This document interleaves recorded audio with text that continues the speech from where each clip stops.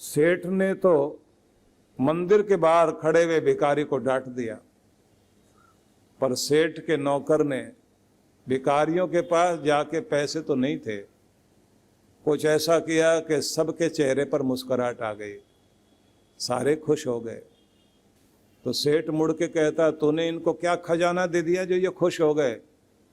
बोले, साहब जी हमारे पास तो कुछ नहीं था, हमने इनकी हथेलियों पर गुलगुली कर दी, गुदगुदी, टिकलिंग, इनकी हथेलियों पर टिकलिंग करते हुए, गुदगुदी करते हुए निकल गए कि भैया कुछ और तो नहीं, मुस्कुराहट दे सकते हैं। मैंने टिकलिंग की और उनकी तरफ मुस्कुरा के देखा तो वो भी मुस्कुरा पड़े। कुछ नहीं दे सकते, मुस्कुराहट तो दे ही सकते हो, रुलाने का काम तो नहीं किया। ये भी एक बहुत बड़ी देन है। हंसो, हंसाओ, खुश रहो, खुशी बांटो, प्रेम में रहो और प्रेम को बांटते चले जाओ।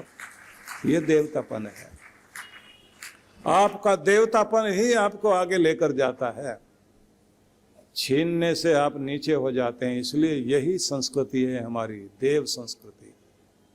देव संस्कृति में नियम ही ये है, क्योंकि जो खुद खा ले तो उसे तो प्रकृति कहेंगे। सबका हाथ मुड़कर मुंह की तरफ ही तो आता है। और इसकी प्रैक्टिस कितनी बढ़िया है। अंधेरे में भी मूंगफली खा रहा हो आदमी तो निशाना ऐसा बांध के मारता है, सीधा मुंह में ही जाता है। क्योंकि खुद खाने की प्रैक्टिस बहुत है, पर दूसरे को खिलाना पड़े, धूप में बैठकर खीर भी खिलाओगे तो भी थोड़ी बहुत नीचे गिरेगी, क्योंकि खिलाते हुए तो हाथ भी हिलता है। दूसरे को खिलाया जा रहा है ना, अपने आप खाते हुए हाथ नहीं हिलता, पक्का मजबूत है।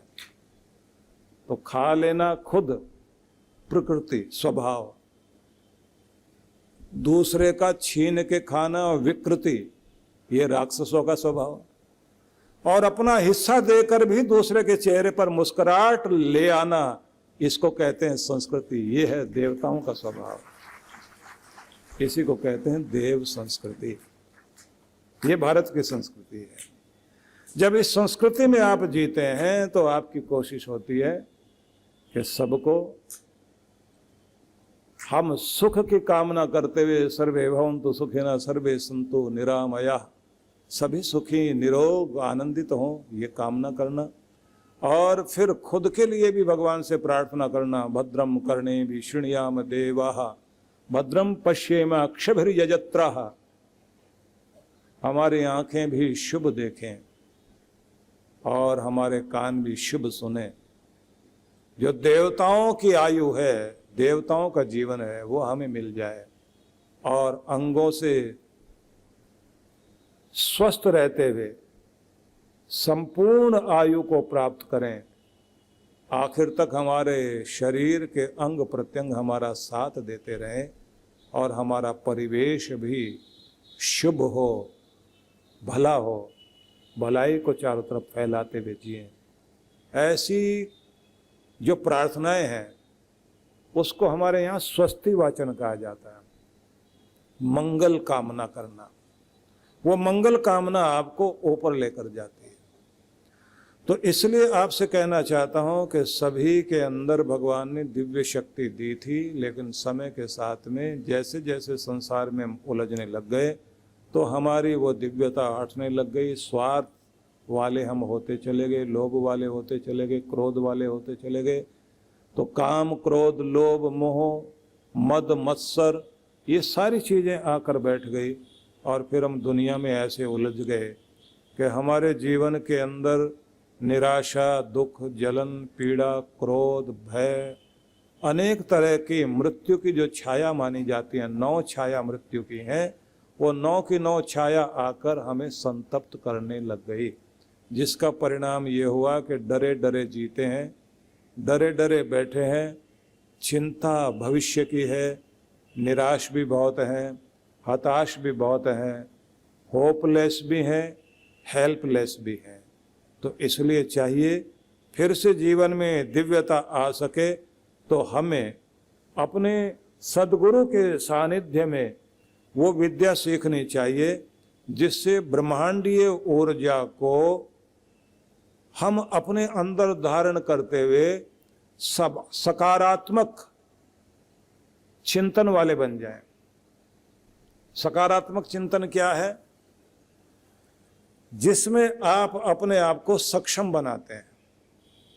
बस ये थोड़ा ध्यान देना, क्योंकि सारा दिन हमारे अंदर नकारात्मक विचारों की बाढ़ आई रहती है, जिसके कारण हम लोग अपने दुर्भाग्य को बढ़ाते जाते हैं, सौभाग्य घटता जाता है। हमारे 80% विचारों में नकारात्मकता होती है, नेगेटिविटी होती है। नेगेटिव ऊर्जा के कारण जल्दी बीमार पड़ जाते हैं, जल्दी टोक लग जाती है, जल्दी निराश हो जाते हैं, जल्दी घबरा जाते हैं, जल्दी गुस्से में आ जाएंगे, जल्दी इरिटेट हो जाएंगे। हमारा ऑरा इतना कमजोर हो जाता है। तो क्या करना है? दोनों का फर्क समझिए। पहले नकारात्मकता किसे कहते हैं, सकारात्मकता किसे कहते हैं। जिस चीज को आप नहीं कहते हैं वो नकारात्मक चीजें हैं। गरीब ना हो जाऊं, दुखी ना हो जाऊं, परेशान ना हो जाऊं, बुढ़ापा खराब ना हो जाए, हमारा घर ना टूट जाए।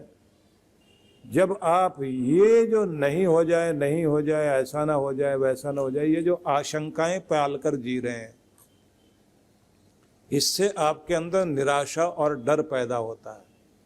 भगवान से भी हम लोग जब मांगने लग जाते हैं, भगवान बस ऐसा करना, गरीबी ना रहे, दुख ना रहे, परेशानी ना रहे, भय ना रहे, दुख जीवन में ना आए, तो ना ना आप कहते रहते हैं।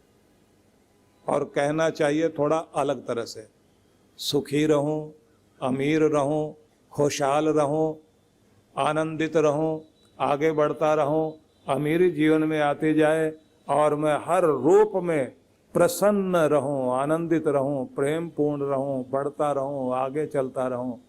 ऐसा ना हो जाए, वैसा ना हो जाए, तो फिर बिल्कुल ऐसी बात है जैसे पागल से किसी ने कहा पागल आग मत लगा देना। पागल ने कहा अब तो जरूर लगाऊंगा, तुमने याद करा दिया। अगर ना याद कराते तो फिर तो हम ठीक बैठे थे। तो आप दुख की याद कराओगे तो आपका अवचेतन मन, सबकॉन्शियस माइंड उसी चीज को पकड़ लेगा जिस चीज पर आप जोर दे रहे हैं, क्योंकि थोड़ा ऊंचा सुनता है वो, उसको यही सुनाई देता है। गरीबी, दुख, भय, डर, वो नए नहीं सुनाई देता उसको। उसको जिस पे जोर दे रहे, गरीब ना हो जाऊं, दुखी ना हो जाऊं, परेशान ना हो जाऊं, उसको सुनाई दे रहा परेशान परेशान, परेशानी मांग रहा, दो इसको। तो सकारात्मक चिंतन करने से दृष्टि बदलेगी। गिलास इतना भरा है, इतना मेरे पास है, इतना भगवान ने मुझे दिया है, इतना तो है, खुश हूं, इतना ही है, बस इतना ही दिया भगवान ने, है ही नहीं, आधा खाली। 100 मांगे थे, 85 दिए। जब शिकायत आपकी जिंदगी में आ गई तो नकारात्मकता है। जब आप रोते धोते हैं तो नकारात्मकता है। जब आप डरे डरे जीते हैं तो नकारात्मकता है। आप जो कुछ भगवान ने दिया धन्यवाद करना शुरू कर दीजिए, और धन्यवाद देने लायक बनाता जाएगा आपको। इतना कुछ हुआ जीवन में, उसके बाद भी तूने मेरी रक्षा की, मुझे संभाला, कोई न कोई रास्ता फिर आया जीवन में, और अब तो मेरे मोह ममता को मिटाकर अपने चरणों में जोड़ रहा है। हे परमात्मा, तेरा लाख लाख शुक्र है, धन्यवाद करो और आगे बढ़ो। तो सकारात्मक होइए, आपको सब कुछ मिलेगा। इसलिए गुरु दृष्टि देता है सोचने की। जब सोचने की दृष्टि आपकी बदल जाती है तो फिर वो मिलने शुरू हो जाता है जो आपके जीवन में खुशियाँ लाता है। तो सारा दिन आप वैसे वैसे मत चाहो, वैसे मत सोचो जो नहीं चाहते हो। आप वो सोचिए जो चाहते हो। तो जो चाहते हो उसे बोलना शुरू कर दीजिए। जो नहीं चाहते हो उसका जिक्र भी मत करो। जिस गांव में जाना ही नहीं उसका रास्ता क्यों पूछना। जाना जिधर है, जो पाना है उसकी बात करो ना।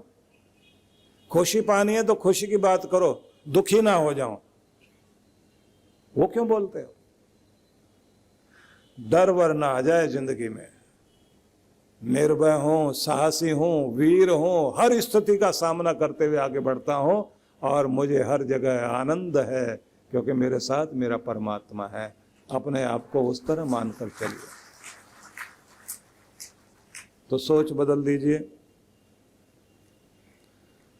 और उस चीज को दिमाग के कैनवास पर लिखना, पेंटिंग करना शुरू करो, उसके चित्र उकेरना शुरू करो। जो चीज आप जिंदगी में प्राप्त करना चाहते हैं, जिसे अपना बना लेना चाहते हैं, उसी का चित्र आप मानस पटल पर देखना शुरू कीजिए।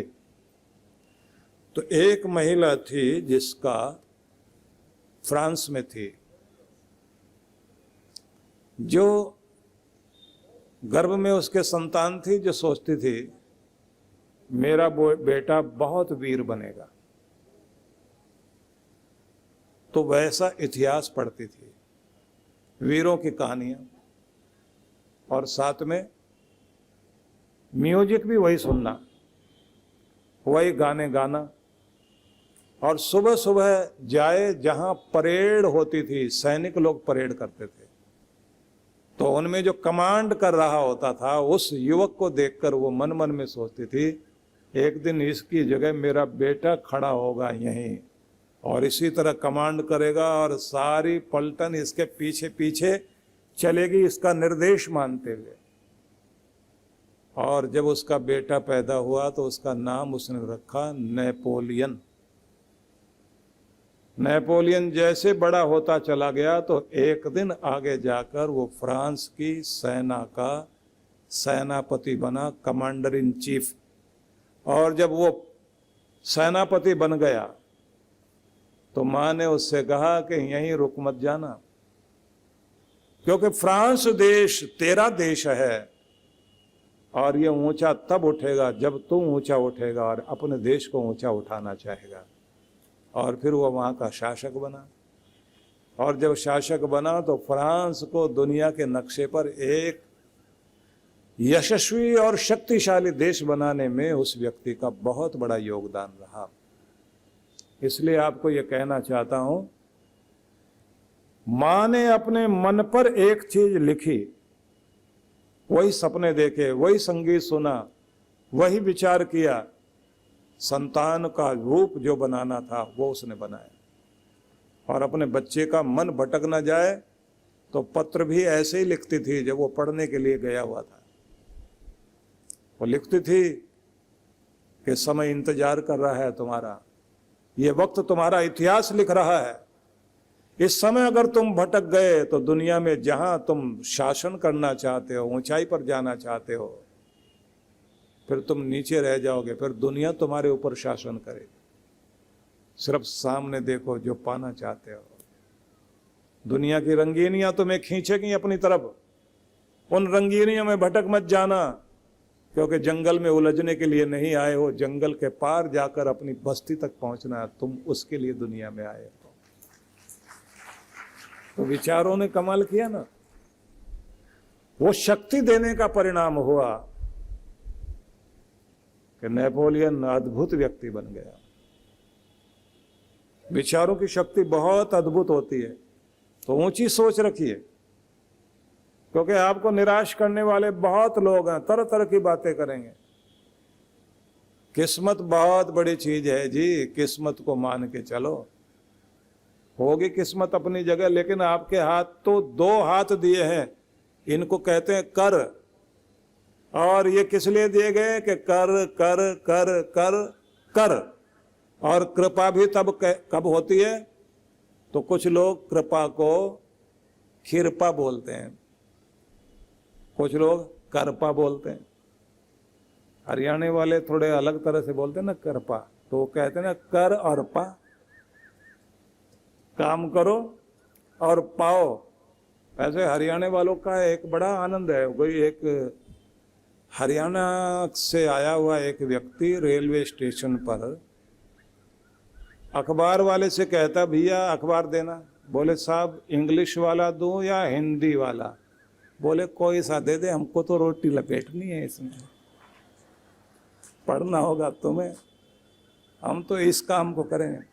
तो अलग तरह के लोग अलग तरह का आनंद लेने वाले लोग होते हैं, लेकिन फिर भी ये कहना चाहता हूँ, ये दोनों हाथ वेदों को पढ़िए आप, वहां क्या लिखा, कृतम में दक्षिणे हस्ते जयो में सव्याहिता।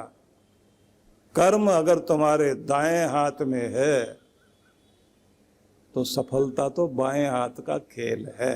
तो कर्म करने वाला बन, सफलता मिलेगी। तो कर्म से कभी जी मत चुराना, कर्म करते हुए अपने भाग्य का निर्माण करना। लेकिन इसके लिए एक बात जरूर ध्यान में रखनी है कि बीच बीच में आपके जीवन में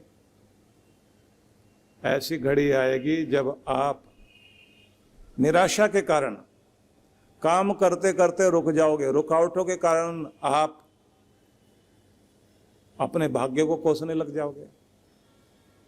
कोई दिक्कत आ गई तो आप आगे नहीं चल पाओगे। तो उस स्थिति में आपको चाहिए प्रेरक शक्ति। वो प्रेरक शक्ति आपको फिर आगे ले जाती है। उस प्रेरक शक्ति को ही कहते हैं गुरु की शक्ति। कभी कभी ये माँ बाप भूमिका निभाते हैं, कभी कोई मित्र भी, कोई किताब भी।